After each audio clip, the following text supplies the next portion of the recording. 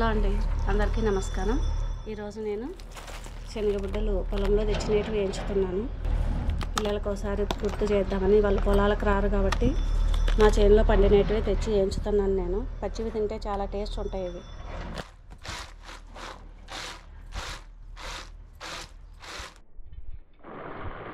ఇవాళ నేను శనగబిడ్డలు వేయించుతున్నాను.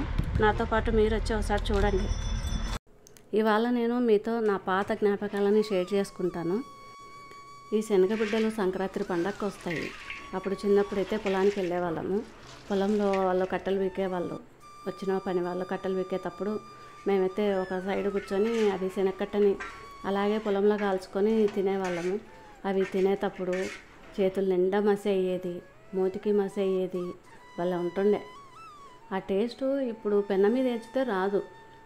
పొలంలో వేయించుకొని తింటేనే టేస్ట్ బాగుండేది.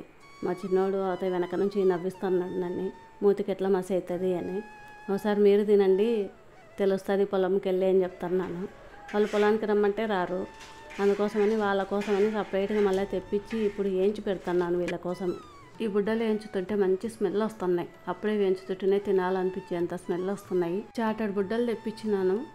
ఇవి మళ్ళీ రెండో వాయి వేయించుతున్నాను ఇక్కడ. మీరు ఎప్పుడైనా పొలంలో శనగలు కాల్చుకొని తిన్నారా? తినంటే ఒకవేళ కామెంట్ చేసి చెప్పండి. పొలంలో శనగబిడ్డలు కాల్చుకొని తిని ఎన్ని రోజులు అయిందో. ఇప్పటికీ ఆ విధంగా పొలంలో కాల్చుకొని తినేవాళ్ళు అదృష్టవంతులనే చెప్పొచ్చు. ఇప్పటి పిల్లలకి పొలంలో ఎట్లా కాల్చుకొని తినాలో కూడా తెలియదు. దాని టేస్టే తెలియదు వాళ్ళకి. సంవత్సరానికి ఒకసారి వచ్చే ఈ శనగబిడ్డల్ని అందుకే మర్చిపోకుండా పిల్లలకు వేయించి పెడుతున్నాను. వేడి వేడి శనగబిడ్డలు తిన్నాక ఒక కప్పు టీ తాగకపోతే ఏం బాగుంటుంది కదా, అందుకోసమే మరి నేను టీ పెట్టుకుంటున్నాను ఇక్కడ. మా ఇంటికి దగ్గరలో బర్రెలు ఉన్నాయి, అక్కడ పోయే పాలు తీసుకొని వస్తాను నేను. శనగబిడ్డలతో పాటు బుడ్డలు కూడా వేయించుకొని తినేవాళ్ళము.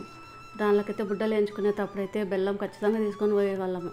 బెల్లం తీసుకొని బుడ్డలు వేయించిన బుడ్డలు తినుకుంటూ పొలంలో కూర్చొని ఎంత బాగుంటుందో ఆ లైఫ్. చేనులో కాల్చిన బుడ్డలు తిని బుడ్డలన్నీ అయిపోయిన తర్వాత చేను గట్లంట బలిసి పండ్లు, కదర పండ్లు, కలి పండ్లు, రేగి పండ్లు తెంచుకోవడానికి వెళ్ళేవాళ్ళము. మా చేను పక్క చేను చుట్టుపక్కల చేనులలో తిరిగేవాళ్ళము. అవి పండ్లు ఎక్కడెక్కడ ఉన్నాయా అని తిరిగేవాళ్ళం. కాల్చిన బుడ్డలు తినేవారిగేదాకా తిరిగేవాళ్ళం. పండ్లు కోసుకుంటా ఏ దండకున్నా మధ్యాహ్నం భోజనం టయానికి మా వాళ్ళు పిలిచేవాళ్ళు. పొలానికి వచ్చేటప్పుడు సద్దులు తీసుకొని వస్తారు కదా, ఆ సద్దులు తెచ్చేటప్పుడు అయితే మేము ఏం చేస్తామంటే, వాళ్ళు ఎవరైనా కొర్రన్నం కానీ గోంగూర పప్పు తెచ్చినారంటే ఖచ్చితంగా ఆ కొర్రన్నము గోంగూర పప్పు ఇప్పించుకొనే తినేవాళ్ళు. మీరు పొలానికి తిన్నీకి వచ్చినారా, మీరు కూడా పొలంలో పని చేయండి అనేవాళ్ళు మా నాన్న, మా పెద్దనాన్న వాళ్ళు. అన్నం తిన్నాక కొద్దిసేపు కూర్చొని మళ్ళీ మేము కూడా ఒక 2-3 సార్లు పట్టుకొని తెంచేవాళ్ళము. అందరు వాళ్ళు 3 సార్లు పట్టుకుంటే మేము ఒక్కొక్కసారి పెట్టుకొని తెంచుకుంటూ పోయేతోళ్ళము. పీకడానికి మొదలు పెట్టుకునేటప్పుడైతే వాళ్ళతో పాటు 3 సార్లు పట్టుకునేతోళ్ళము. కానీ 3 సార్లు పీకలేము కాబట్టి పక్కనున్న వాళ్ళు అటొకసార్లు ఇటొకసార్లు తీసుకొని మధ్యలో మాకు ఒక్కసారి వదిలేవాళ్ళు. ఆ ఒక్కసారే పీక్కుంటూ పోయేతోళ్ళం. ఈ జ్ఞాపకాలని మా పిల్లలకు చెప్పుకుంటూ శనగబుడ్డలు తింటూ ఒక గ్లాస్ టీ తాగుతాను. ఉంటాను మరి. మళ్ళీ నెక్స్ట్ వీడియోలో కలుద్దాం.